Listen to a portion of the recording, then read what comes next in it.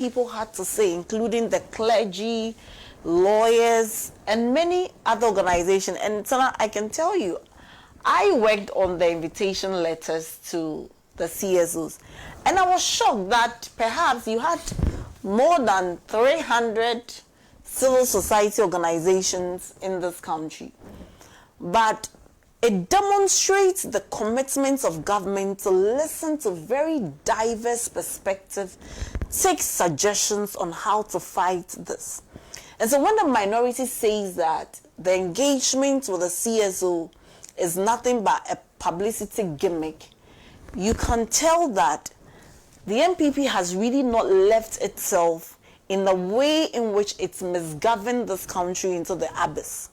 Not too long ago, the past government was not willing to listen to what you would call dissenting opinion. It is the reason why my brother here, Ebu, who was once an NPP person, even became a member of the Movement for Change. Because even in their own party, views of people who felt that things could be done better were just relegated to the background. And so the NPP is not used to a governance style that allows people to express their contrary opinion. That actually brings different perspectives on board. It has to be that some few people in the NPP would then be described as the repository of all knowledge. Anybody else must go to sleep. I think that's how they say it. And that is not a good approach to governance. And so I want to say that this morning on behalf of President Mahama and the government of Ghana, every view calling and asking that something should be done about Galamsey, we hear them. When the Catholic bishops speak, a very consistent organization that has spoken in the past, we think that the concerns are legitimate. And I must say that even after during the engagement with the CSOs, the rep of the Catholic bishop said, we are satisfied and we are optimistic about what we see government doing. So this is a group that acknowledges that we have a menace to fight. And we call on those with the powers to fight it. But we must also applaud the efforts of the government. Because not too long ago, we were being told that, oh, first of all, there is no Galamsey. And even if there was Galamsey, it is something that has been with us every time. That is a very factual statement. We were told that, you know what, do not politicize Galamsey.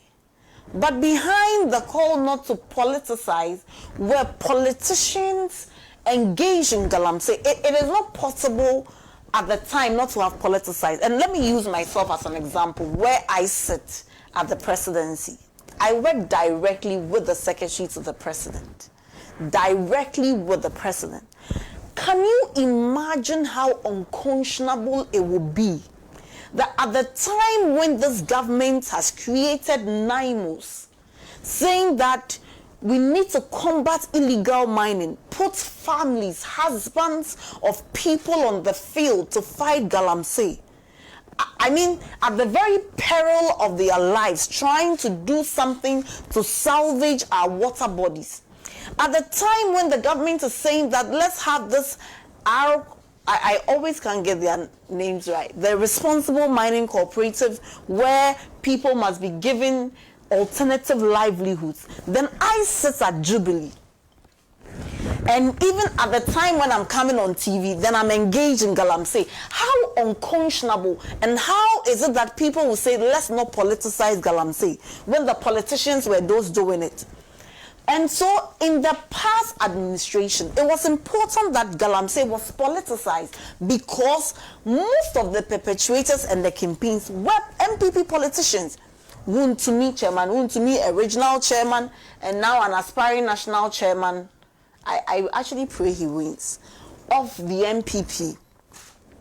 Kate Jemfua, a national women's organizer, and many other regional and constituency executives and people who were in Jubilee House directly working with the president were those who had both legal and illegal mining concessions. And we were being told that, you know what, Ghanaians should join us to fight the NPP politicians who were doing Galamsey.